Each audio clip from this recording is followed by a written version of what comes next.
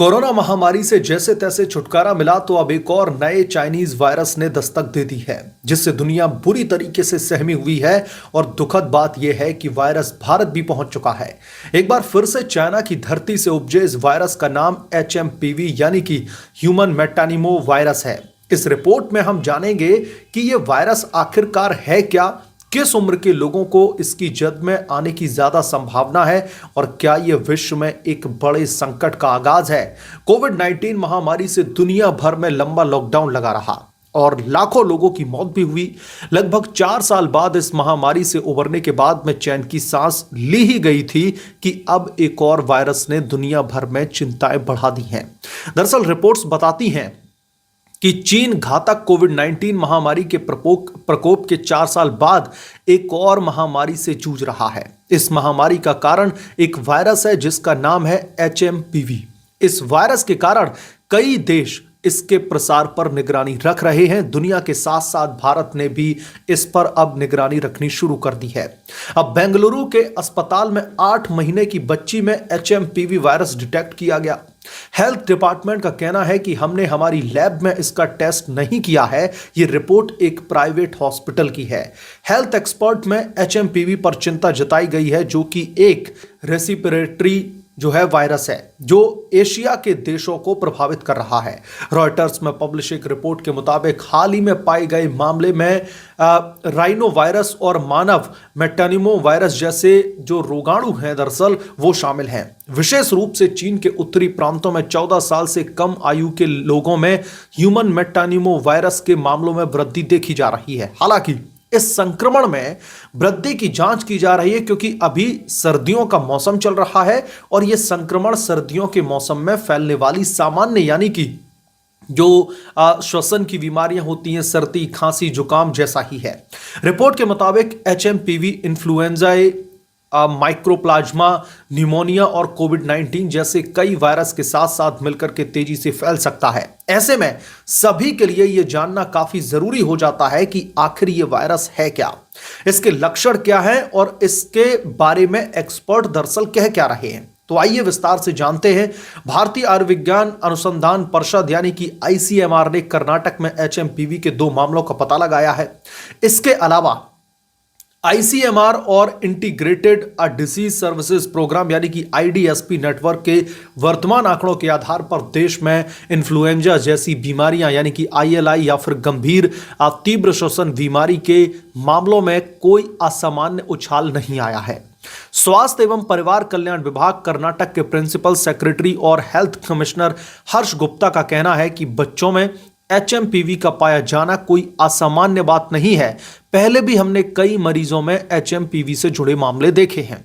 इसमें चिंताजनक कुछ भी नहीं है, इसलिए किसी को भी घबराने की जरूरत नहीं है। अगर HMPV का कोई नया स्ट्रेन है तो ICMR को हमें निर्देश या फिर अपडेट गाइडलाइन भेजनी चाहिए। अभी तक इसके लिए कोई भी किसी भी तरीके का खास प्रोटोकॉल जारी नहीं किया गया है। बच्चे की कोई ट्रैवल हिस्ट्री नहीं है। अभी तक इस वायरस को लेकर के चिंता की कोई भी बात नहीं है।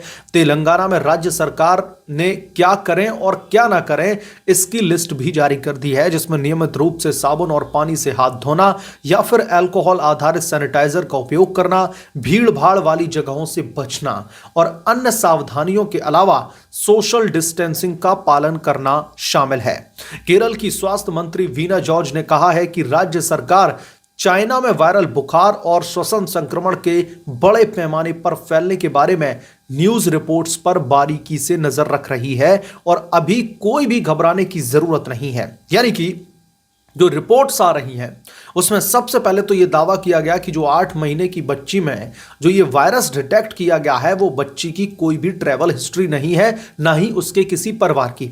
US centres for disease control and prevention यानी कि CDC के मुताबिक ह्यूमन मेटानिमो वायरस यानी कि HMPV 2001 में खोजा गया था। ये HMPV न्यूमोविरिडे फैमिली से संबंधित है, जो कि एक रेस्पिरेटरी जो सेंसिटिव वायरस है RCV की ही एक फैमिली बताई जाती है। यह आमतौर पर ऊपरी और निचले श्वसन संक्रमण का कारण बनता है, जो सामान्य सर्दी या फिर फ्लू के समान लक्षण पैदा करता है। हालांकि एक्सपर्ट का कहना यह भी है कि कुछ सीरोलॉजिकल सबूत बताते हैं कि यह वायरस का कम से कम 1958 से दुनिया में फैला हुआ है। सीडीसी के मुताबिक यह सभी उम्र के लोगों को प्रभावित कर सकता है, जिसमें छोटे बच्चे, बुजुर्ग और कमजोर इम्यूनिटी वाले लोग इसके संक्रमण के सबसे अधिक खतरे में होते हैं। सीडीसी के मुताबिक एचएमपीवी खांसने या फिर छींकने से निकलने वाले ड्रॉपलेट्स, हाथ मिलाने, किसी को स्पर्श करने, नजदीकी संपर्क में आने, दूषित सतहों पर हाथ लगाने, मुंह, नाक या फिर आंख को छूने से फैलता है। सीडीसी के मुताबिक खांसी और बहती हुई नाक, बुखार, गले में खराश, गले में जलन या फिर कुछ मामलों में सांस लेने में कठिनाई ह्यूमन मेटानिमो वायरस के सामान्य लक्षण हैं। कुछ मामलों में संक्रमण ब्रोंकाइटिस, निमोनिया या फिर अस्थमा के लक्षणों में भी तब्दील हो सकता है। मैक्स हेल्थ केयर के मुताबिक 5 साल से कम उम्र के बच्चे, शिशु, वृद्ध और विशेष करके 65 साल से अधिक आयु के लोग, कमजोर इम्यूनिटी वाले लोग, अस्थमा या फिर सीओपीडी जैसी श्वसन समस्याओं वाले व्यक्तियों को इसका अधिक जोखिम है। प्रेगनेंसी के दौरान एचएमवीपी के कारण श्वसन संबंधी समस्याएं हो सकती हैं, जो मां और बच्चे दोनों के स्वास्थ्य के लिए खतरा बन सकती है। चीन में अधिकांश संक्रमण 14 साल से कम आयु के बच्चों को हुआ है, जिनमें से कई मामलों में उनकी गंभीरता के कारण अस्पताल में भर्ती होने की आवश्यकता पड़ी।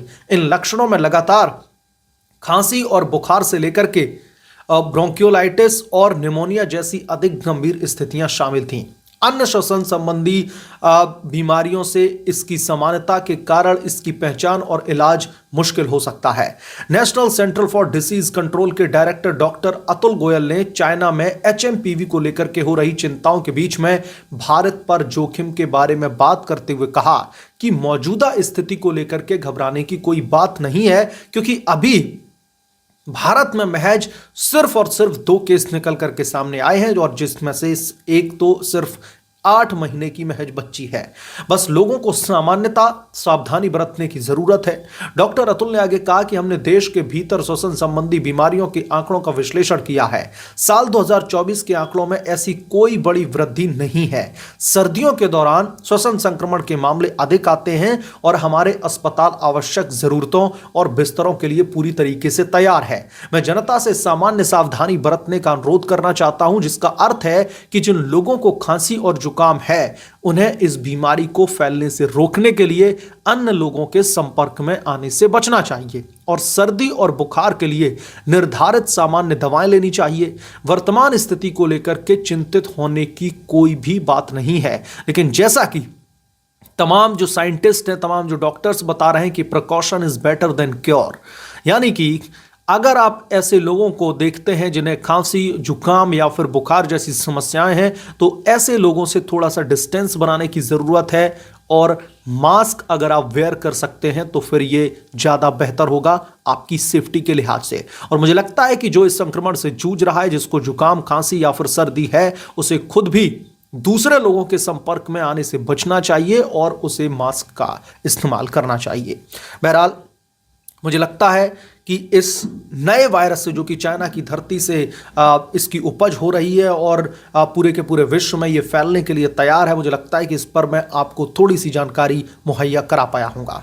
ऐसे ही तमाम इन्फॉर्मेटिव वीडियो के लिए चैनल को सब्सक्राइब कर लें, और अगर आप लोग चैनल पर नए हैं तो प्लीज़ चैनल का बेल आइकन जरूर प्रेस करें, ताकि जैसे ही मैं कोई नया अपडेट लेकर के आऊँ, कोई नई रिपोर्ट रिलीज करूँ, तो इसकी नोटिफिकेशन सबसे पहले आपको मिले।